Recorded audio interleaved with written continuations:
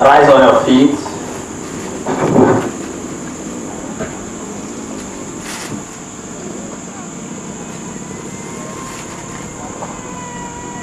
Bow your heads and close your eyes.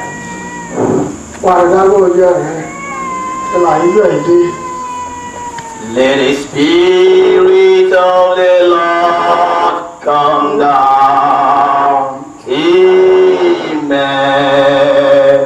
Let the power of the Lord come down. Hallelujah.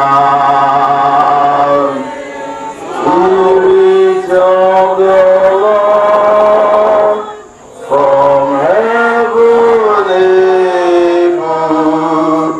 Let the Spirit of the Lord come down.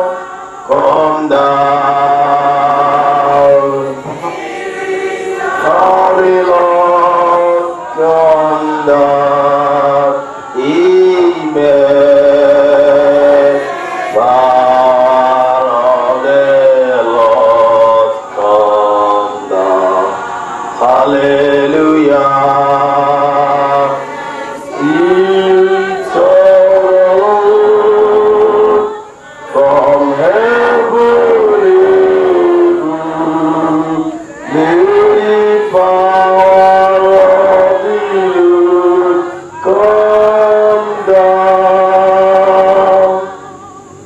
Heavenly Father, we thank you because you have gathered us again tonight. You have visited us again tonight. We need a manifestation of your visitation in every life here. We need more miracles, both the people that are here and the people at home. Make it greater and magnify yourself. For in Jesus' name we pray. You may be seated. We thank God for the choirs, they ministered to our life this night. And their ministration is pointing to us also what the topic of yesterday said.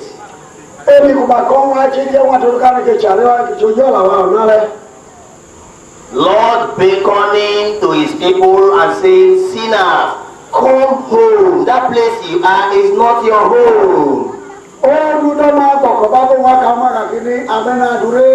Come home. Come out of that place. The Lord actually prepared that all his children must come home in this program.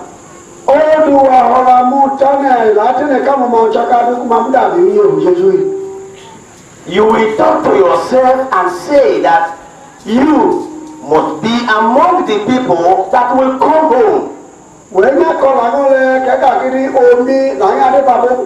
That you will not stay outside again. The Lord has seen that the destruction is coming near. And that is why he kept on hammering in the matter of coming home. Because he knew that anybody that remained outside, the destruction will face the person when it comes. He knew that all the people that are under the sun will be beaten by the sun. And he called them coming under the shade.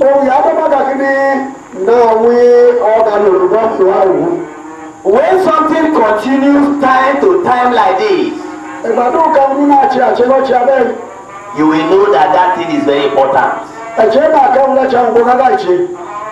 That is why the caller continue to call and continue to call again. Because he has seen the urgency in that matter. The Lord has seen the urgency in coming home. That the people outside have a lot of destruction to face in no distant time. And the Lord don't want you to participate in such a destruction. And that is why he continues to say, come home.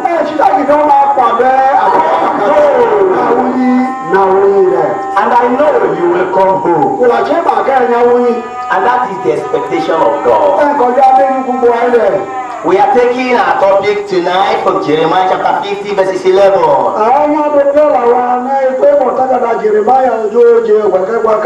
It says, because ye were glad, because ye rejoiced, O ye destroyer of my heritage, because you are grown fat as the heifer at glass, and below as bulls. Todabu karamoga or the Todabu kumewoye, O ame kumadinya, kumedinya, and wumi. Todabu kumewogu, Daba agbaruhu, Olukuno ekidoki kumela, Jabe Dabene Kakama Wichi. The topic of our message says, O ye destroyer of my heritage. O ye destroyer of my heritage. Before you hear a mother or a father to start a statement by saying, oh, you will discover that that thing hurted him or her very well. That thing pained him or her very well. And that is why he started by exclaiming, saying, oh, you destroyer of my heritage. The Lord is exclaiming concerning his children whom he expected to be a builder and a protector of his heritage.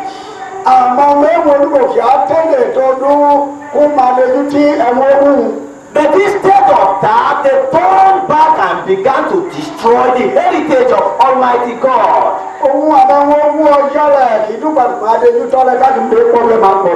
And the Lord was lamenting concerning that destruction. He did not expect them to destroy the heritage. He expected them to protect and preserve the heritage. But all he saw was that the heritages have been destroyed by the people that are supposed to protect it. There are many areas that people are destroying the Lord's heritage. The Lord created you in His own image and likeness. And the Lord expected you to protect and to preserve yourself for Him.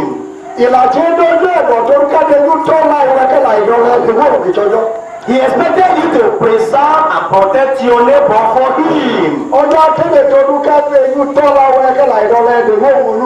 He expected you to be a builder to your neighbor, not a tearing down.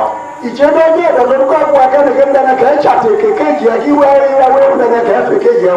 expected you to live a life that will make people to know Him more. He expected you to live a life that will draw the attention of people to Him.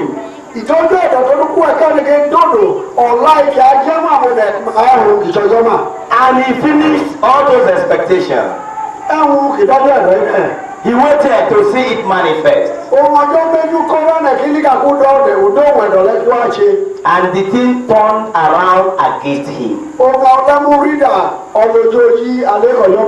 God saw that even the knowledge that He gave to you has become the reason why you are fighting against Him. Some people God allowed to be educated. They are using their academic intelligence to pervert the word of God. They are using their position in office to take bribes. They are using their position in the office to lure people into different kind of sin.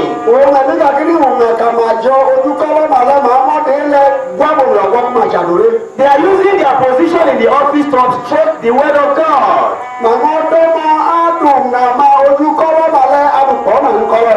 And God looked at it. And He said, "Oh ye destroyer of my heritage, I place you in that office that you will portray my name.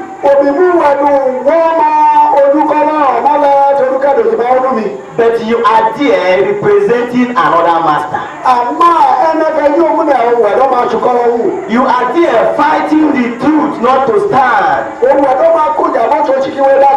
I gave you academic intelligence.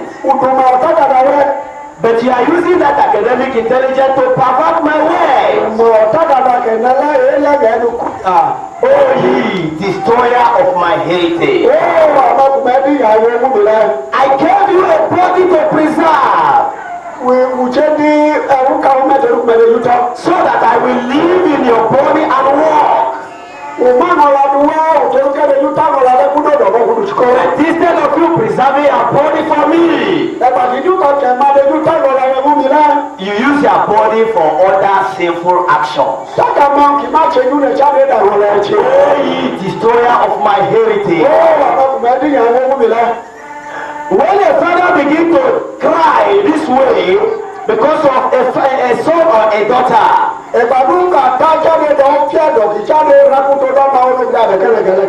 it means that that son or a daughter is going the wrong way. Because if the son or the daughter is going the right way, the father will always rejoice. But if a son or a daughter is going the wrong way, you know that the father will not rejoice.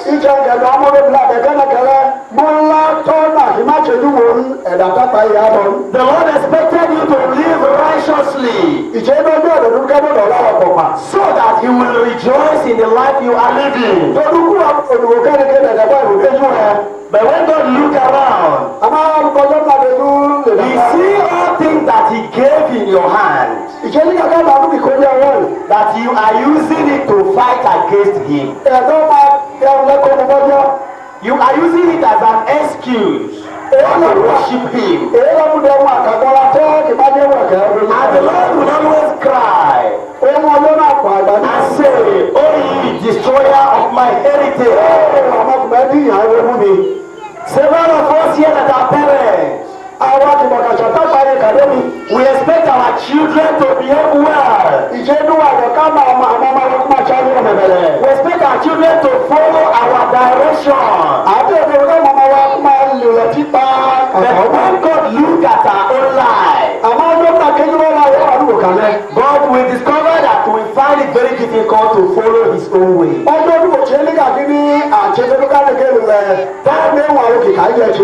If we cannot respect our own Father in heaven, how can our own children respect us? Oh, ye destroyer of my heritage. There are heritage which we count small. The heritages of the Lord. We check the book of Psalm 24 verses 1. Psalm 24 verses 1. It says, the earth is the Lord's, and the fullness thereof, the world and they that dwell therein.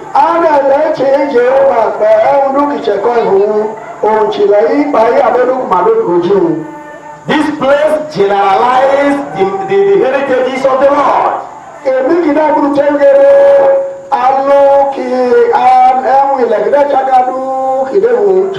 He said that the earth belongs to the Lord, and the fullness thereof. Everything that is in this world belongs to Him, including human beings. All these things are the heritage of the Lord. And the Lord released this heritage in the hand of human beings. After He has created human beings in His image and likeness, and God expected human beings to carry out His assignment upon these heritages, to rule the world on His behalf, to make everything in the world to go according to His direction. But all that God saw was that the man that He placed in the garden has turned against Him. Several men are the men that are forbidding their wives to worship God. God allowed them to marry that woman. But instead of them allowing the woman to worship the Lord that gave them that woman, they will be stopping that woman in worshiping God. Several women were giving husbands, but they are discouraging their husband in the worship of the Lord. They are telling the husband, your own is too much. Reduce your hand. Everything Bible. Do we eat Bible?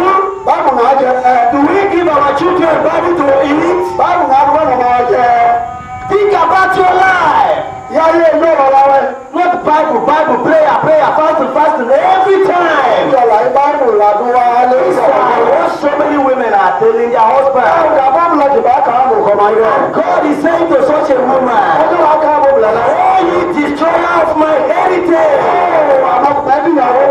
And such a man that is stopping the wife in worshiping the Lord. God is saying to that man, oh, you destroyer of my heritage. Such a woman and such men that are living in adultery and fornication. God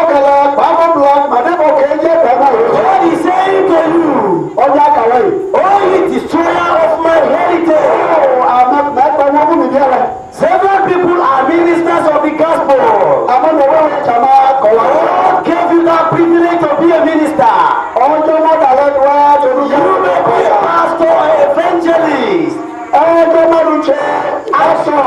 gave you that works in your hands, so that you will protect them So that you will feed them, so that you will nurture them, so that you will nourish them in the perfect word of the Lord.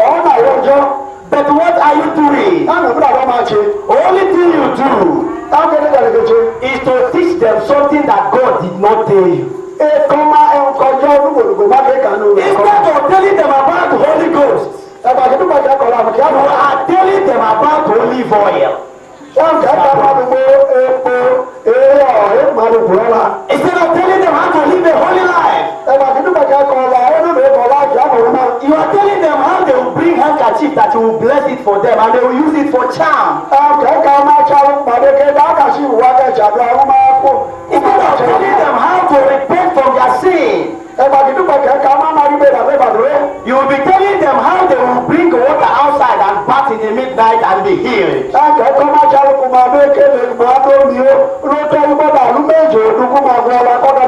You give them alternative. You don't give them the real thing that the Lord prepared for them. And all your members are filled with kwashoko.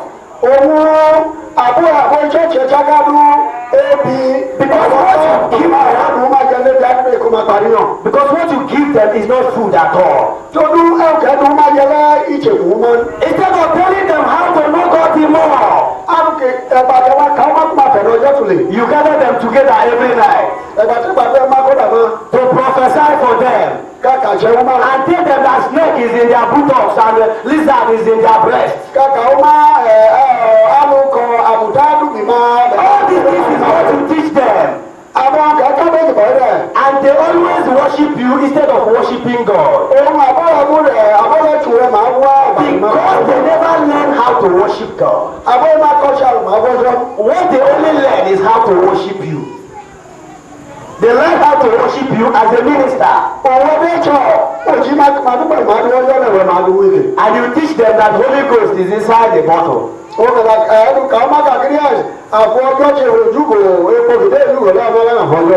you are selling the bottle that Holy Ghost to one inside. So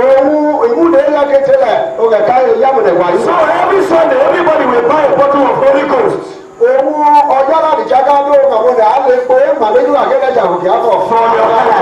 From your hand. And then you will bless it. You tell them to put it in soup and put it in soy and put it in beans. And then they are using Holy Ghost to cook food. Let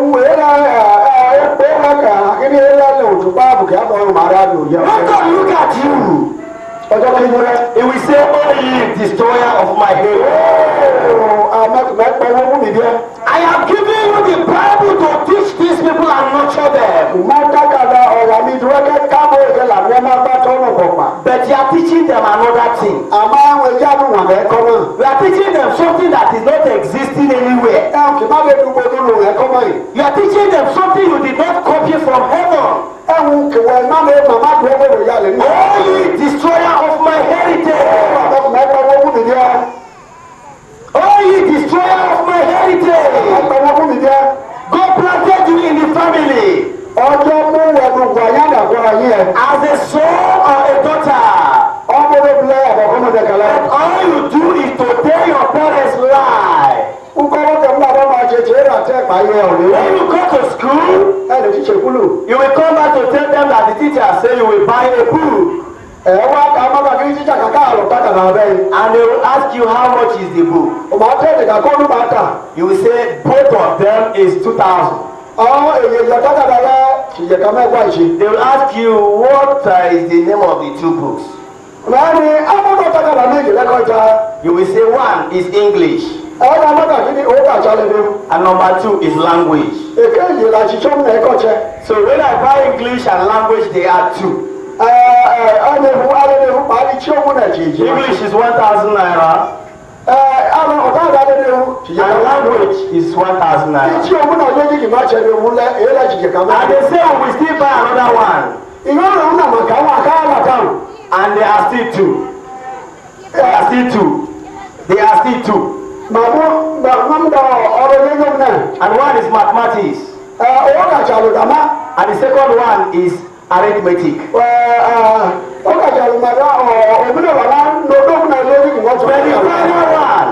The final one is Dick and Shonare. Dick and Shonare. Because you know they are not educated. You will break one name of the book into two. And collect money for two books instead of one. And you are telling them a lot of lies. And God expected you to be the person that your parents will trust. But you become the one that destroy your parents more than the outsiders. And God looked at you and he said, "Oh, you destroyer of my heritage." Several people after their education, the remaining people following them will not be educated again. Because the whole money will be spent on them alone. Because they will be collecting triple of the money.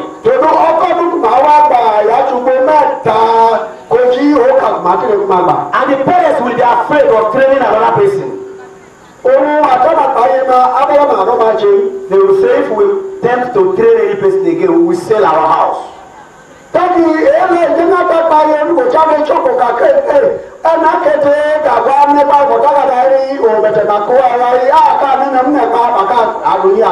God looked at you and he said, "Oh, you destroyer of my heritage." There are many areas that God planted you. And God wanted you to bring joy and fulfillment of desire of God there. But what you are bringing is distraction and breakdown. Confusion and disheartening to the parents. Every time your mother is crying for you, your father is crying for you, because your life is deadly. Your life is terrible. There is something we call in our language Osebo Sakatala.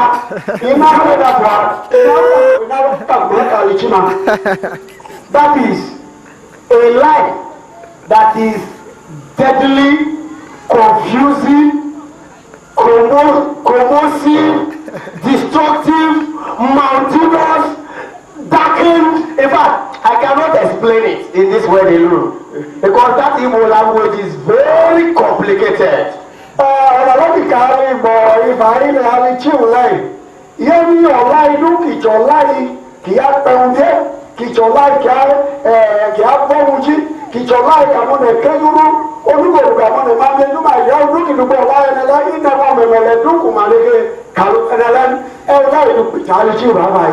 Thank you very much. God bless you. Praise the Lord. Hallelujah. Listen to me very well. The Lord has prepared something more than what you have seen before. He discovered the destruction that you have caused in his heritage. And he knows fully well that destruction is facing anybody that destroyed his heritage. And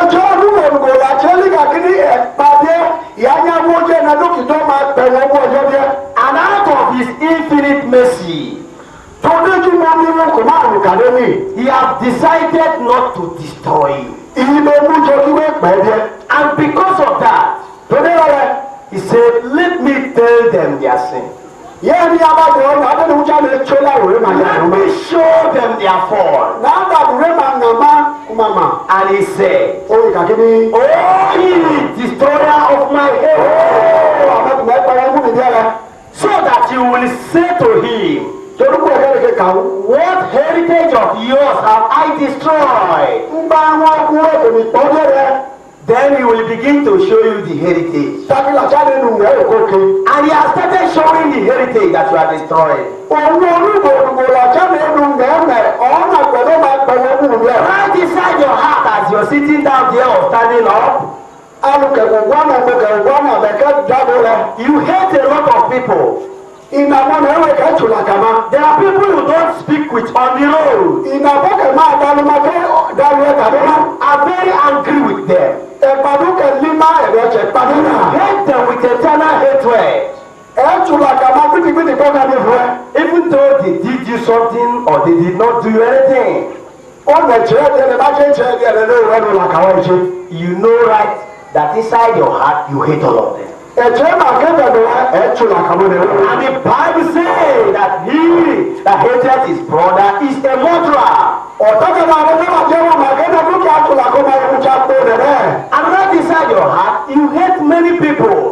Owó ọgbẹ́ ní ẹ̀fẹ̀ lọ́wọ́ ẹ̀dọ́ máa tù làkàwọ́ ní ẹ̀rọ. You lock your heart against many people. Ẹ̀fẹ̀ rẹ̀ tí gèdè náà mọ̀ ní ẹ̀rọ. Very angry with many people. Ẹ̀dọ̀ ẹ̀jẹ̀ pàdé yọ̀nyọ̀nyọ̀rọ̀ mọ̀ ní ẹ̀rọ. And you will still sit down in the church and say, God, I need your blessing. Ẹ̀dẹ̀ nana abẹ́rẹ́ yàrá àwọn òkú àná ìwò ní chọ́ọ̀chì bá àkọjá lílé ìdìbò mi. And God will answer you and say, oh ye destroyer of my heritage. Dákọ́jọ́ bí làdó dàbí ẹ̀rọ gidi ó wẹ apẹ̀rẹ̀ ohun mi bẹ́ẹ̀. That your brother you hate Ọ̀sà is your yẹn kẹ́rì heritage. òun yìí. And you are destroying him. Ẹ̀wọ̀n wọn yẹn rẹ̀ èyí lọ́nà rẹ̀ lápọ̀ bẹ́ẹ̀. Several of you know that you use your tongue to scatter families and friendships. Ìnàmẹ́kùnmẹ́ tẹ́lifíṣẹ́kùnmẹ́ ẹnu parumẹ́ àbọ̀ pàkọ́ra yìí túká.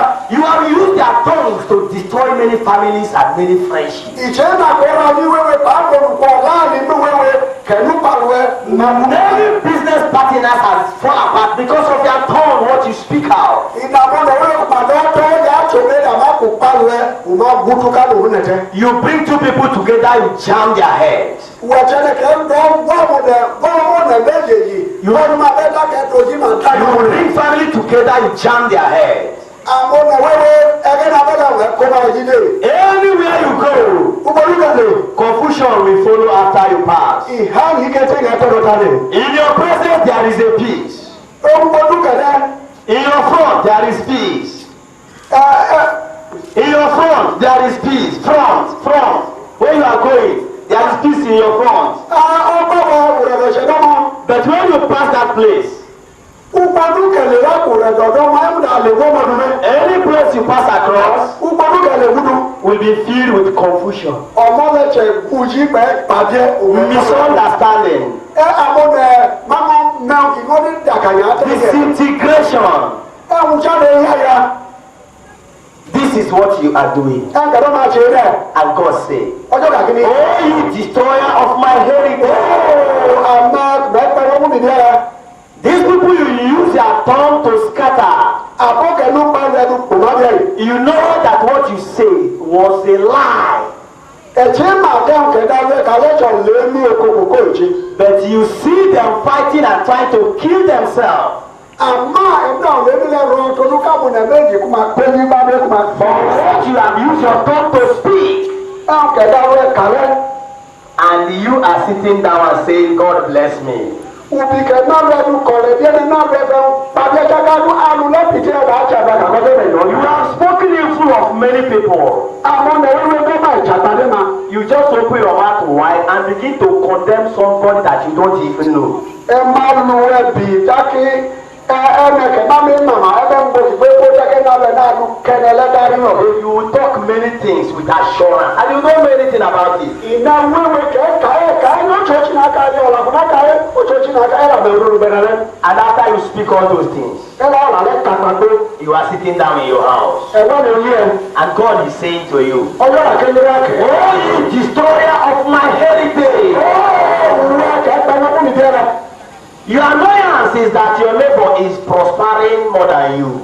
Kìjẹ̀dẹ̀ pàdé wẹ̀jẹ̀ kàkí ní èkejì rẹ̀ ìdánwò ayé wà tó wẹ̀lì. That is why you are very angry with that person. Kìjì bá bẹ̀ pẹ̀lẹ́ lórí rẹ̀ rẹ̀. And when you open your mouth, Máa lọ jí. you will say, I know he's a money ritualist. Ǹjẹ́ màá kọ́kọ́ bìá mi ìṣòro ìṣe ni ó kọ́kọ́ ya ṣe rẹ̀. Don't mind them. Fún àwọn kọ́jọ. You don't know their secrets. Torúkẹ̀ máa mọ̀ lónà ní ẹ̀ẹ́dẹ̀gbẹ̀mọ̀ mímọ́ yìí. You are saying that thing just to blaspheme their name. Ẹ̀nà lọ́lẹ̀ ọ̀la kẹ̀kọ́ kẹ̀kẹ́ ìṣòṣò tí a máa torúkẹ̀ ọdún ìdí ẹ̀tẹ̀ ní ti rẹ̀. And inside your heart, you know that you don't know anything about them. Ọ̀gá mi ẹ̀fẹ̀fẹ̀ wọ̀ ṣé màkà kí ní ọ̀rẹ́ ní ẹ̀wá rẹ̀. And they have spoken all these things. Ọmọ alóra ló máa tọ̀ àgìrẹ́ yìí. And you are still sitting down and say, God bless me. Ọmọ àlàbò wọn náà mọ kẹ̀kẹ́ kẹ̀kẹ́ ẹ̀kọ́ àgìrẹ́ àgìrẹ́. You never check in your heart that these things you cause that you need to go and correct all of them. Ẹ̀dọ̀ ẹ̀jẹ̀ ìdílé ẹ̀kẹ́ àgìníkà ẹ̀hún kì í dẹ́kun kàlà lẹ́yìn náà wọ́n ṣe. And God is saying to you, Ọjọ́ àwọn máa kọ̀wé wẹ́. Holy destroyer of my heritage. Wá kẹ́kọ̀ọ́ wọn wú mi bí ẹlẹ́. Don't you know that the world is bad is because of human being? Ilẹ̀ ẹ̀yọ̀ ní kàmú náà ka iká àkàtúntò ẹ̀gbìnlẹ̀ bí ẹ̀rẹ́. That the road is very, very dangerous is because of human beings. Ìgbàdún kàmú náà kẹ́kọ̀ọ́ àkíníkà ọ̀hún náà lẹ́tọ̀ọ́ nàìjíríà ṣe ń yàn lóò tó dábò. Road is dangerous on itself. Iná ọ̀nà búrúkì ìṣòwò olúgbòrògbò máa yàn lóò kíkọ́ lọ́rùn. Because trees and sand will not kill you when you pass on the road. Tòdó ẹ̀kẹ̀tẹ̀ kẹ́ẹ̀dẹ̀rẹ̀ tọ́ kẹ́ẹ̀lẹ̀ gbé yọ̀nà lẹ́nu lẹ́ ìní àyíkádù kìdìkì bẹ́ẹ̀. Even if you pass in the midnight. Jẹ́kẹ̀tẹ̀ àwọn méjì òdùgbẹ̀ lé yọ̀nà lẹ́. But the thing that kill people there are what? Human beings. Àmọ́ ẹ̀kí náà jẹ́ yọ̀nà lẹ́nu tó ń bá òpá ìlú ọ̀ṣàmú ọ̀nà olúgbòrògbò kò máa pa àlàyé yọ̀nà àdínlẹ̀ kò máa pa. So whenever you hear that the world is bad, Ẹ̀gbọ́n ló kọ́ kí ká ẹ̀rọ náà. he's talking about human beings. Àmọ́ ọ̀nẹ̀ kò máa jẹ́ ìdọ̀jà láti àkọlà sí Said to be bad. Tòtá mú kàmú tẹ̀lé pé mú dọ̀kùnmá mú tàbí rẹ̀ jẹ́rẹ́. God did not create any man and any woman to be bad. Ọjọ́ ìṣòro ló bilẹ̀ pẹ́ẹ́nẹ́kẹ́lẹ́ máa ṣẹlẹ̀ níbí. Any man and any woman you see living bad, they choose the life to live bad. Àbọ̀dún kùmàdé máa ṣẹ̀wọ̀n ẹ̀bí ẹ̀rẹ̀ tí a bá kùmà nìga ìgbé máa mú jọ kàkẹ́ tẹ̀lé nà máa ṣe rẹ̀. God didn't create them that way. Ọjọ́ ìṣòro kùmà máa kúpadà rẹ̀. That is why decision is in your hands. Ẹ kì í chí tàbí bẹ́ẹ̀ mú jọ ṣe fọ́ ọ̀rọ̀ ìdẹ́ rẹ̀. If you are choosing a way to live wrong, Ìṣègùn ìgbé mú jọ kàkí ní ọ̀la ibi tí ọ̀la ẹ̀bí ẹ̀rẹ̀ you ọ̀la have decided to be destroyed. òun ibẹ̀ bí mú jọ òbẹ̀rùkú náà tán bí ẹ. And if you will not choose to live right, if you choose to live right, Ìṣe òkùnwé la olúkòlà ibẹ̀ mú jọ kẹ́dọ̀dọ̀ tó láyọ̀ kọ̀pà. you have decided to be saved. Ẹ̀la ibẹ̀ mú jọ torúkẹ́ òyàrú nẹ́mẹ̀. The decision is in your hands.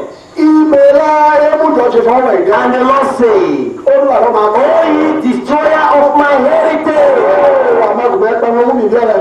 There are many heritages people are destroying even without knowing it. Ìjẹ́ náà máa wéwéwé kàmọ́dẹ́dọ́mọ́ àpọ̀dọ́. Several people in the name of religion, they read 7 books of Moses, they read secret of Psalms. Ìnàmọ́dọ̀ wéwé kò máa dọ́mọ́ efodó ọjọ́ ewu ìnọ̀tàkàdà màdọ́là kí ọ̀tàkàdà méje kí Mósìsì kọ pàyí ńgbó kìbọ̀ kí erin Débìdì kà máa lùsàdọ̀ àmùnẹ̀. They read metaphysical meditational books. Ìnàmọ́ ọ̀tàkàdà èyí ìtì àmẹ́wù òun máyà ẹ̀fẹ̀júmi máa bá àmùnẹ̀. And they invoke so many spirits in the midnight. Odò máa yá pọ̀ dábò ẹ̀fẹ̀júmi òun máa yá dábò ìlú òjòjò olúwa. And they do all these things in the name of religion. Amákìlẹ̀ ìjọba màjá ṣe ìfowó ọjọ́ màkàkà màjá wá. They burn candles and incense. Màá wí àmì kánù jó báyà mẹ́wọ́ lójoojú kì á pé. They do all these things in the name of prayers. Amákìlẹ̀ ìṣòro dàdúrà màjá ṣe. And the Lord condemn all those things. Ó dùn àwọn ẹlẹ́ṣẹ̀ ká dùn pàbí. Because burning of candle and incense was as a sacrifice. Todo kánù ewújó báyé ewu epo ewújó ṣìṣẹ́ lọ́dẹ̀. And Jesus has done the sacrifice once and for all on the cross of Calvary. Jesus múdà ìṣẹ́ bọ́lá ṣe ojú lákọ̀ọ́mídá òdúkà tètè. And he said there is no other sacrifice. Ìlàjẹ́ kan wà nínú ìṣẹ́ bọ́ fún àwọn ọdẹ àṣemánu rẹ̀. Only believe in the one Jesus has done on the cross of Ọ̀rọ̀ ọdẹ Calvary. kẹrù méjì Jesus ṣe ojú lákọ̀ọ́mídá. But some people are still celebrating sacrifice of different things. Àwọn ọ̀dọ́ wọn múdà àjọmọ́jà àtìjẹ́ bọ̀ lójú yìí pọ̀. Some people celebrate it with pigeons. àbẹ́ẹ̀dìbọ̀jọ ọ̀ká ìtẹ́bẹ̀ Some people do it by cooking rice and pouring it on the T-junctions. àbẹ́ẹ̀dìbọ̀má òṣìkàpá ìmọ̀lá lẹ́ńgbò ìjọ wẹ́ẹ̀ka mẹ́lẹ̀ máa ń kó dàgbà. Some people do their own and call it sacrifice of holy mass. àbẹ́ẹ̀dìbọ̀ máa ṣe máa màdọ́rà kí ni máàsì èyí àfọ̀. Any sacrifice you are doing is abomination unto the Lord. omi jíjẹ́ bọ̀ múnà dúkà ṣe tẹ́ẹ̀kì Jesus jẹ́ ilé Because Jesus has done the sacrifice once and for all. Jesus whichever church look at the video. When he spoke on the cross and said it is finished. ojú alákọ̀ọ́bíná kàkí ní ìdátamẹ̀. Do you know what he meant? lọ́dọ̀ kìkà yìí. He meant that the sacrifices for sin, for anything, is finished. èyí lọ́dọ̀ ojú kẹta rẹ̀ ní ìjẹ́bọ́ lójójójò kìkà wọn lè jáde There is no other sacrifices. ìjẹ́bọ́ fún àwọn bẹ̀rẹ̀. And some people are still doing sacrifices even today in the name of worship of God. àwọn ọ̀dọ́ lè jọ mọ́ màjá ìjẹ́bọ́ yìí lè fún ọjọ́ ìwá. People believe in emblem, they worship emblem. àwọn ọ̀dọ́ lè ní òjìji ewu kò máa wá. They believe that when you bring emblem and place on their doorpost, that witches will not disturb you again. màjẹ́ ní kàkiri jẹ́ màmí fòtó ewu kà màmí adága ló gbọ́nà ọjà máa màmí ló máa ń mọ owó túmọ̀ lè fi wá rẹ̀. And witches will be laughing at them. àwọn ojú àdó máa ń máa yín. Any witch that ordinary emblem can chase away never mean business to deal with you. ẹ̀wù dún kùmàdúwẹ́ dẹ̀dá tọ́lá ló gbọ́nà jẹ́ kẹ́ni ojú àgègì dẹ̀ yàrá ojú jàgì àyè. Who told you that emblem can chase away demons? ẹnẹ kẹ́kà kí ni àmì ojú èjì kẹ́kọ̀ọ́ wọ̀kálá ló gbọ́nà lẹ́dẹ̀kẹ́ ní. Some people do the one they call demon cast oil and back to sender oil and back to sender stones. abẹ́gìmọ̀ ilé pòkì tọ́mọ̀ kùmàdá máa kí ni jẹ́ kẹ́mú kúrọ́ lábẹ́ ẹ̀wù dún kànẹ́bí ẹ̀rọ ẹ̀mẹ́ ràbí àdàbí abẹ́ bọ́kì. And people buy demons inside market and bring troubles into their house. àwọn ẹ̀wẹ́wẹ́ màá ló tẹ́ bàjá yá lè bìlí ìwé jẹ́ màmá máa dá kí àkànyàn màmá ní màmá dánú wàrọ̀ owó jẹjẹ And màmá. demon will be afflicting them every day. dákọ̀ ọjọ́ tọ́jọ́ dúkì wọn èbìlí ìdọ́ máa dọ̀bà dáhùn má. Tell people to repent and give their life to Jesus. àbọ̀mọ̀dọ̀lá máa ń Jesus. They will tell you to tell them what will happen to them next year. màá àbẹ́gbọ̀ màá kẹ́ ẹ̀hún kì í lé kékeré bọ́ọ̀lù àìwẹ̀ ọ̀dọ́ mi. And so many herbalists closed to their chambers and came in the town and opened a church, a prayer house. ìnà máa tòbó tí kìbọ̀ kò máa dé oko kìbọ̀ máa wéfẹ̀ wò àwa bí church. Whenever you come, they will look at you. jẹun kẹ̀lé ọmọ kéjọ́rẹ́. I say, you young man, ẹ̀rọ ọmọ kọ́bíà. death is following you now. ẹkúkú tẹ̀bi o. Death is following you now. ẹkú tẹ̀bi o. I know you very well. mẹ́yọ̀yọ̀. There is a mango tree in the front of your house. ìní máńgò ó kàkiri àgbọ̀nà yẹ. A red tank at the back of your house. òkú náà làtà mọ́ òbí yé rẹ̀. Your father died last week. alárìkìlá ní bàbá ẹ̀ kú yìí. I can see through you now. alùpùpù wálé àmọ́ yìí. And your business is having problem. ìjàkàjẹ́ wo bẹ́ẹ̀ kẹ̀ wá ṣe You say yes, God is here. You say yes, God is here. God is here. dákẹ́ ni ìyèlè tẹ́sán ní ọ̀làkùnkà yìí ó tó ṣe àbẹ̀kọ́ lè ní ó tó ṣe lẹ́ka ẹ̀ ọjọ́ ẹ̀ṣẹ̀ nínú oṣù. After everything, he will tell you to go and buy white handkerchief. omi kẹfẹ́ lẹ́kàgbọ́ kújà kánú yẹn níwèé ní àkàtì ìfèrúfú là. He will give you his own charm in English way. jáde ní òde ẹwọ́de ewùdú ẹ̀ lọ́nà abilẹ̀wá ẹ̀yẹ́ bìkìwẹ̀ máa ní ká màkàkí òde ìṣe. Whenever you open your shop, do it like this, like this, like this. ẹ̀gbàdo kẹlẹ́ bàjẹ́ ẹ̀kẹ́ mọ́nà jẹ́ ìkẹlẹ́ ẹ̀gẹ́ fọmọ́ mẹ́ ẹ̀nà àjà àkàtì ìfúnlẹ̀ ẹ̀nà nìyó. As you are doing it like this, you are calling customers. You are calling customers. alùpùpù jábẹ́ kẹ́ jábẹ́ lẹ̀ àmẹ́nàjà yẹn dọ̀ ẹ̀ máa wá lójú. You see people, they don't allow white handkerchief to remain inside market again. nígbà kí ni àwọn ẹ̀ máa jẹ́ wọn máa kàtí ìwò máa bẹ́ bọ̀ ìyàjà lẹ̀. Everybody that is looking for handkerchief is looking for white one. ẹnẹ dúkìá dín náà kàtí ìwò àbájọṣe àkàtì lè wù yàtẹ̀lẹ̀. They are taking it for ritual purposes. ẹ̀hún lọ́jà kó tó dúró tó ń bọ̀ kùmà àtòlè dúró má. But they call it prayer. màmúdà dọ́ka dùn wa. And God look at all these things. Ọjọ́ kejì rẹ̀ wí chi. And he said, "Oh, ye destroyer of my heritage." Ooo amẹ́ kùmẹ́pẹ́ wọ́n mi bíẹ́. A woman told me that her husband ran away and left her. Olùbùlẹ̀ ká ní ọkọ̀ ọlọ́lẹ̀ ẹ̀rọ àbòwútẹ́.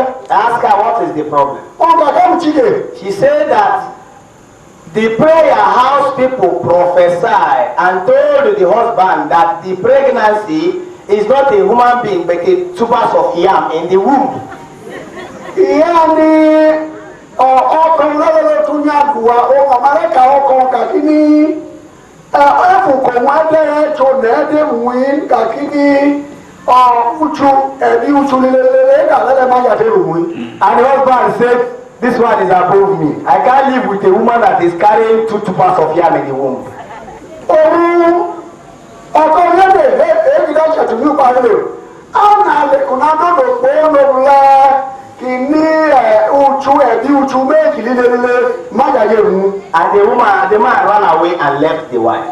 Torí ẹ ọmọ ìgbàlódé ń tayọ lé ìrabọ̀ yàwó tẹ́. Now, this prophecy has broken a home. Àjẹkìdẹ́ kò máa kà lọ́kọ̀ wíwà ìwúyí dárúkẹ náà. And God said, "What God joined together, let no man put asunder."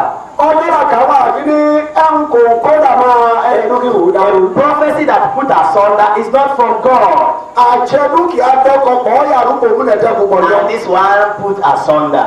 Èyíkìdẹ́ ìlú máa dárú mẹ́. And the woman was managing, Olùbìlẹ́yìn tọ̀ ìlàfẹ́jú bìtì. looking for a day she will deliver 2 tubers of yam.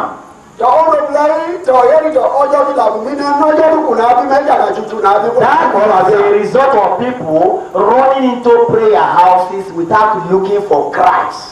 Àbọ̀ ẹ̀ǹkì akẹrẹ náà bọ́ dúkù máa bá tún ní àdúrà lálẹ́ kì má di Christ máa tẹ̀lé ní ilẹ̀. And the woman asked me, "Why is it that ministry, prayer house is too much here?" Owó lọ́pẹ̀lẹ́ sábì tẹ́bi rẹ̀ kàkí náà lè lẹ́bi wúnyàdùà jọ gbèrè ta.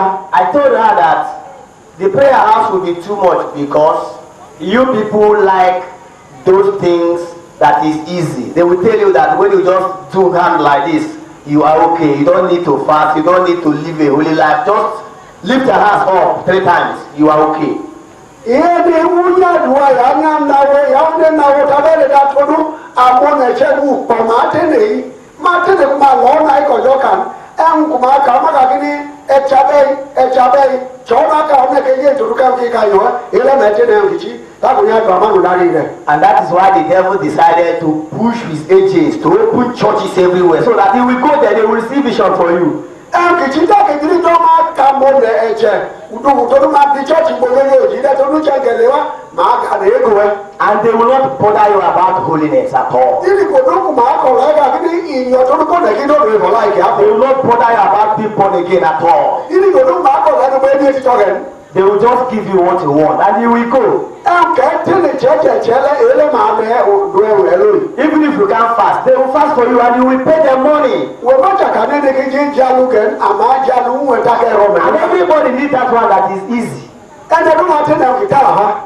But the Bible says Báyọ̀ dàgbà kí ni. that the gate that leadeth to heaven is narrow. Ọ̀nà kí á dọ̀nà tẹ́gbọ̀ ìjà rẹ̀ lẹ́dẹ̀ fíìlì. And the thing that leadeth to it is very hard. Ọ̀nà lẹ́la tí ọ̀nà kí wọ́n ṣe ìgbìtì. And only few people travel that one. Àmọ́ ọ̀nà ẹ̀kọ́ máa dẹ́gbẹ́ àmọ́ àlọ́ ọ̀nà rẹ̀. But the way that leadeth to destruction is very wide. Ọ̀nà kí máa ká mọ̀ náà ló tẹ̀wù jìlẹ̀jìlẹ̀ yìí dẹ́ gbadagbadabada. And the thing that lead to it is very easy. Ẹ̀mú dúkìlà déjọ́ náà lẹ́jẹ̀ kì í tàrà ha yìí. And many people travel that one. Àmọ́ ọ̀nà ẹ̀rọ àjọ ọ̀nà máa ṣàrú wa lóye. That is why if you see a church or a ministry that is standing in the complete truth, they are always few. Tọ́lọ́wọ́lá ìgbàdúkẹ́ ní chọ́ọ̀chì dúkì dágún ọjọ́ là èèyàn pọ̀pà èèyàn ọjọ́ rẹ̀ máa wéwé dábàá bẹ́ẹ̀ kìbọn. But they grow gradually. Bá máa mọ̀ nígbà gbá sọ pẹ́pẹ́pẹ́ máa gbá lóye. But when you see this word that give authority, Àwọn akọ̀kọ̀ nígbà tó dẹ́wọ́ fún àwọn olóyún máa ṣe. when the church open today, Bá chọ́ọ̀chì bí nílé. they will get 30 members tomorrow. Ọ̀rọ̀ máa máa nà mọ̀ kọ́kọ́ wa. Next tomorrow, 50 members. Ọ̀tọ́ náà mú mi yé. Before you know it, they are 300. Káká màmúdà ló dẹ̀ lè mẹ́ta. Because everybody want to go there. It's easy. Ẹni ẹni wá tẹ́ ní ẹyọ ọmọ tó dún ọmọ péjú nìyá yìí. If you just laugh correctly, they will make you a pastor there. Ajẹ́gẹ̀dẹ̀ yẹn yẹn ní ọ̀dọ̀ bẹ́ẹ̀ bá sọ̀rọ̀. If you know how to in fact, to move as a woman, you know how to move with a terrific body movement and shake your buttocks, they will give you a choir mistress. Ẹ̀ẹ́dẹ̀ wẹ̀jẹ̀ náà lẹ́ kẹ́ máa lọ kẹ́ẹ́lù lẹ̀ kí á tutọ́ kí á yà tutọ́ yàmù lẹ̀ máa ní kékeré kí á wẹ̀yọ̀ kẹ́ẹ̀kì àwọn yàmù báyìí. And everybody will run to that place. Àwọn ẹ̀rọ wẹ̀ sọ̀kọ́ máa rà lókè. But their problem keep on increasing. Àmọ́ ìyá yìí máa náà gbáyọ̀ bá. And God will look down. Ọjọ́ kéyú rà lè wá. And he will say, Yorùbá kí ni. "Oh, ye destroyer of my heritage." Àwọn ọmọ ẹgbẹ́ wọn kú mi bí àyè. When God is speaking this word concerning any man or any woman, Ẹ̀fà tó kọjá kọ̀ọ̀lá bẹ́ẹ̀ wọ́n lọ obìnrin àbẹ̀kẹ́lẹ̀kẹ́lẹ́. that person is in danger. Ẹnì ẹlẹ́dùn náà ọba yìí. Many troubles are waiting such a person. Àkànyàwó ló dọ́ máa dèdè nẹ́lẹ́. Destruction upon destruction are waiting such a person. Uchilẹ̀jẹ̀ lójú chilẹ̀jẹ̀ dọ́ máa dèdè nẹ́lẹ́. And the intention of God is not to destroy them. Ibe kìlàdé lọ́jọ́ ìlà àjálẹ̀. The Lord has a way that He has made to bring them back. Ọjọ́ kan náà kà ṣe torí kí mẹ́ta lò. The question is that you will look at your life and check yourself very well. Wọ́n rú ẹ̀yìn àdéhùn kẹfọ́ láìwé jọ. Are you tangled in all this white garment ministry and ministerials?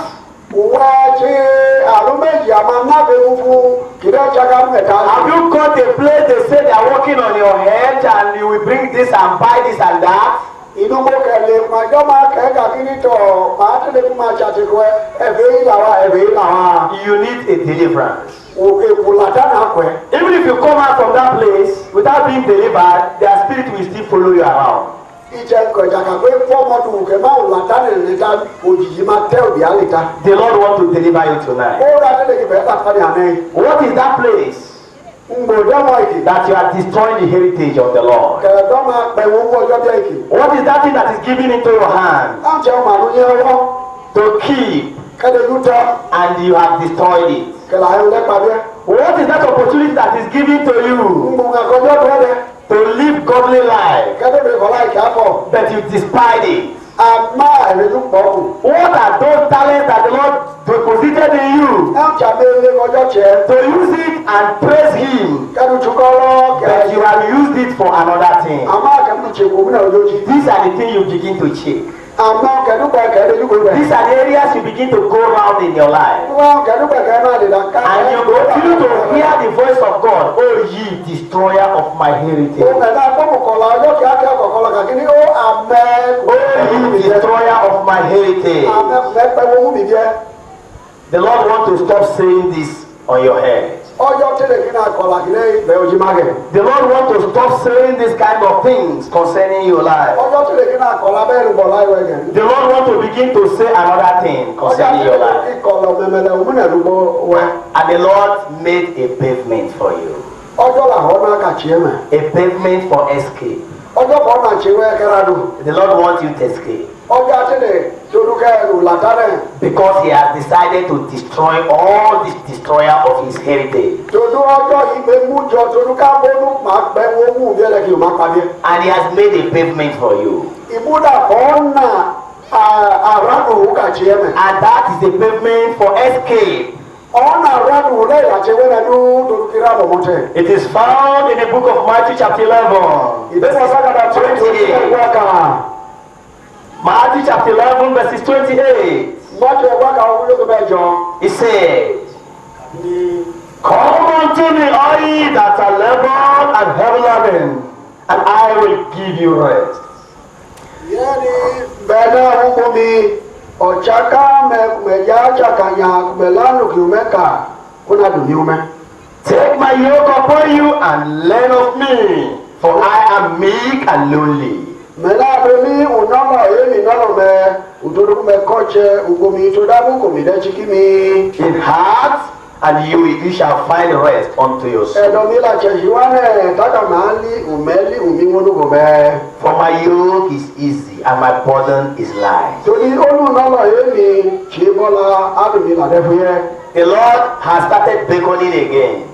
Olùmọ̀jáde tẹ́ dàbí. Come unto me, all ye that labor, Yàtọ̀ ọ̀gbọ̀nà kàkiri máa máa ń bomi àbẹ̀kùnmẹ̀já àjàkànyà. that are under heavy burden, heavy one, Ka dure la nu me oji. I will give you rest. Na do ni ume. This restlessness in your heart, come unto me, I will give you rest. Edo wa la gire ki de do ke ma lu ni ni. This your biased mind will stop. Come on, just come unto me. All of them will quit. Ibe wuji ki de ke de fu e le go mi na de le fu. This trouble that you pass through every time, just come unto me. I will give you rest. Akanya ki de ke do ma le we fu de ba le wa kudu bi e pe fa kanya le. You want to stop all this evil that you are doing, that you have tried and you have failed. Come unto me and it will stop. Aba mi bi ki de e tene utoruka we fu du bi la ye chi le wa kudu bi e. You have formed so many habits and you find it very difficult to stop it. Come unto me and I will help you stop all those things. Je na mali umola ke wa je ki fe ola ma ro ke ma de ki toro ke le wa kudu ba bete. He said, take my yoke upon thee. Ya ni mo lu no lo bi no lo e. How do you take the yoke of Jesus Christ? Aba de lu no lo Jesus no lo. When you repent and give your life to him, number one, Ejo dunu emi beri da ke mo la iwe dunu. you continue in fellowship with brethren. Ẹ̀rọ aláàtúntà pàbò máa yé. You continue to study your Bible and pray. Ẹ̀rọ akọ́jọ́ lọ́jọ́ àlànà ìṣàdúrà. You continue to live the life in the Bible. Ẹ̀rọ adóde ọ̀láyé alùpùpù ká. This is the yoke of Jesus Christ. Ó ní ìmọ̀lá ẹ̀ Jesus níbẹ̀. And when you take your yoke, the yoke upon your life, Ẹ̀gbàdúgbò mọ́ ní nọ́lọ̀ ní nọ́lọ̀ ẹ̀. you will discover that all these things that pursue you will disappear. Ẹ̀yìn adíkàká máa fi dẹ́jọ́ lẹ́nu màá rán nílẹ̀ màá rán bẹ̀tẹ̀. All these things that follow you will stop disturbing you. Àbẹ̀dú màá rán ní ìbílẹ̀ màá rán bẹ̀tẹ̀. All these things that pursue you in the dream, they will run away. Àmọ́ màá rán ní ìbọn náà òrùlé màá rán bẹ̀tẹ̀. All this kind of life you find in yourself will disappear. Àmọ́ dúkẹ́ ní ìbọn láyọ̀lẹ́ màá tagbara ní. All this kind of confusion you find around yourself will vanish away. Ẹ̀kú jójó ìkẹ́ ní ìbọn láyọ̀lẹ́. All the time to find sickness you find in your life and in your family will disappear. Àbọ̀ ọ̀gá màmá yàyà kọ́ra ayé ọ̀kọ̀kọ̀rọ̀ And lánàá. everything will be new. Ẹ̀rùmùdè tán. Everything shall be new. Ẹ̀rùmùdè tán. Every breakdown will be building up. Ẹ̀rùmùdè wọlé ọjà ara mi kọ́ ẹ̀rẹ̀. Every disintegration will be united. Ẹ̀rùmùdè yàyà ọlọ́dà dàbí wọ́n kà má gẹ̀. And you will enjoy peace again. Takẹ́jà lè jí dàdí òdòdó. And joy will reign in your heart. Òyò bẹ̀rẹ̀ mà yọ. Joy will reign in your family. Òyò ọmọkùnrin ayé mà yọ. And your children will begin to obey you. Àwọn ọmọ màjá lè gbogbo They ẹ̀. will begin to love you. Màjá lè They pẹ̀lú. will begin to call you Father. Màjá lè dẹ́ àkú bàbá. They will begin to remember you. Màjá lè rí wàwẹ̀. Several of you, your children has forgotten you. Amẹ́kìbọ̀ àwọn ọmọ mẹ́rin mẹ́gbẹ́ yàn. Don't even remember they have parents again. Máa rere yàtọ̀ fún àlàkàtà yé gẹ̀. They have made money, Máa kọ́ mi mẹ́. but they never give you thank you. Máa ń pàṣẹ àdínníwẹ́. And they don't have plan for that. Bí àníbẹ̀lú màá tẹ̀sán lóẹ̀. I want to assure you tonight Láti lè jẹ́ màá ní. that if you return to Jesus Christ, Ṣẹ́gun kúndà bí ẹni Jesus Christ. Jesus will make your children to return to you. Jesus ajá àmọ̀bẹ̀ padà bí And everything about you will turn around for good. ẹ ọdún kìnnú gbowó ẹ̀yà múrí. Everything you see, you cry and lament now. When you see it, speak to the Lord in prayer. Wọ́n àmẹ̀kẹ́kẹ́ ní kọ̀lá wọn ní ẹ̀fẹ̀dúrà. Speak to the Lord right inside your heart right now. Wọ́n kọ̀lá wọn ní The ẹ̀fẹ̀dúrà. Lord has spoken to our heart in different ways.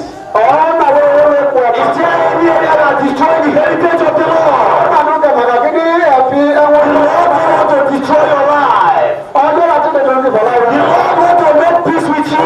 Wọ́n tó láti lè dùn rẹ̀ lọ. If you are ready to make peace with Him, Ṣẹ́gun wọn ọdún kẹ́kẹ́. He's not going to destroy you.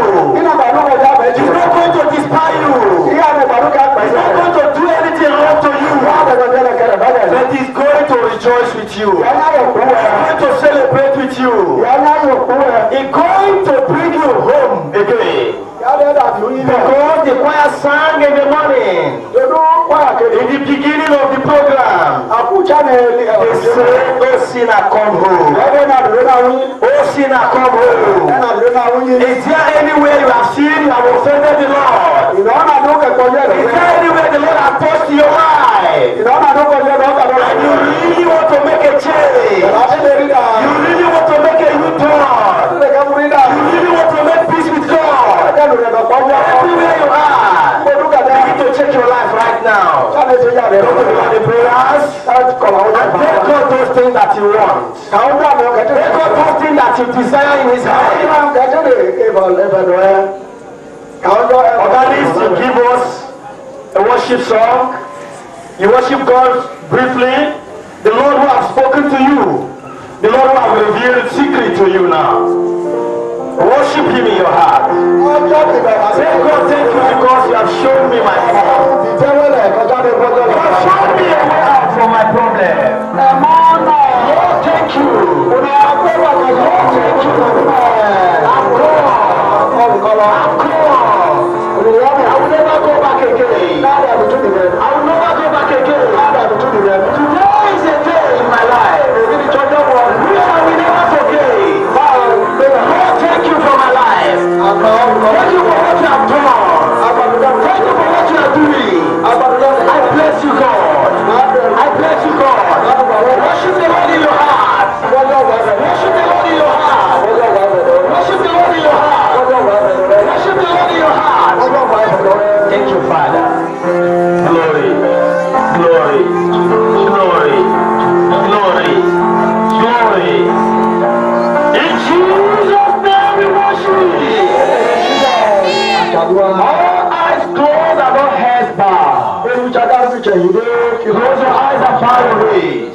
You are here tonight and you have discovered what God said concerning you. And you want to make peace with God. You want to give your life proper to Him. Your hands up wherever you are. Your desire is to give your life to Jesus to submit fully. To leave every negative. Your hands up. And you'll be coming forward quickly, wherever you are. Come forward, come forward, come forward. You need it in your heart, come forward. The Lord wants to dedicate you. He wants to sort out those problems and settle with you. Organist, you keep on moving in your worship. Come forward. Come forward. The Lord is calling you. Oh, see that thing. Come to those areas that you want to make peace with him. Come in and those areas. The Lord is ready for you. He really wants to make peace with you. He has determined to deliver you. He has determined to save you. He has determined to set you free. Confess your sin before him. Ask him to forgive. Ask him to cleanse you. Ask him to set you free. Tell him that you are tired of this miserable life. And you have come to be set free. That you are not going back to sin. In Jesus' name we pray. Say this after me. Lord Jesus. Oh Jesus. I come before you. I repent of all my sins.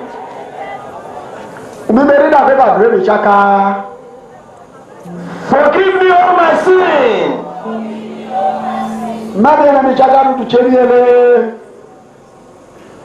I'm sorry for my sins.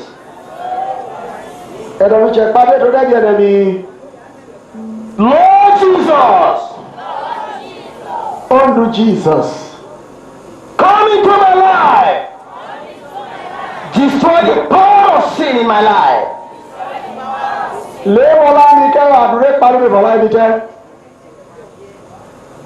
Write my name in the book of life.